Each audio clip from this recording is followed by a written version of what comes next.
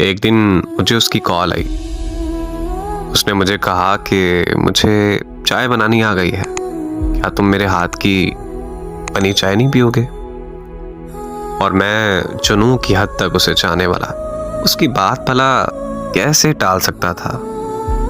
4:30 बजे ड्यूटी खत्म की और उसकी शहर के जानिब चल दिया। मैं रात के 8 बजे उनके शहर पहुंचा। उस पगली ने सुबह के नाश्ते में चाय और पराठे का एहतमाम किया।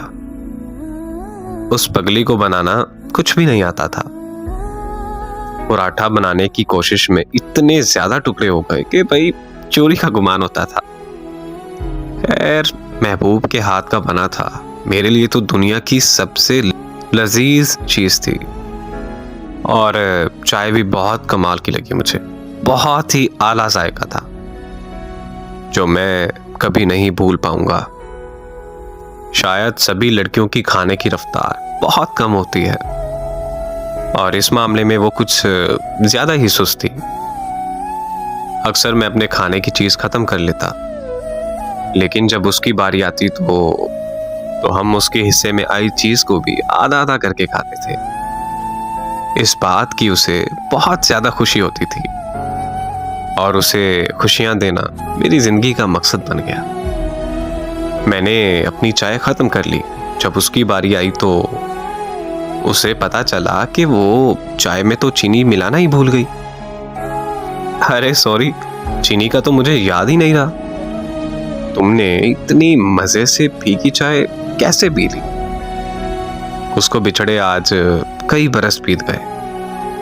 मैं जब भी कहीं मेहमान जाता हूं तो मेजबान मुझसे पूछता है कि चाय लेंगे या बोतल, तो मेरे कानों में एक आवाज सी गूंजती है, मुझे चाय बनानी आ गई है, क्या तुम मेरे हाथ की बनी चाय नहीं पियोगे? और मैं बेसाख्ता कह देता हूं, चाय बिना चीनी के। सभी मुझसे हैरान होकर पूछते हैं कि भाई बिना चीनी के क्यों? तो अब हर किसी को कौन बताए कि जब अहले मोहब्बत जिद पाल लेते हैं तो कुदरत भी साथ देती है।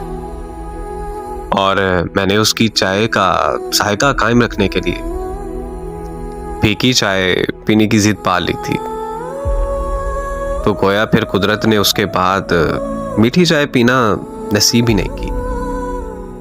बस वो उसकी चाय याद आती है।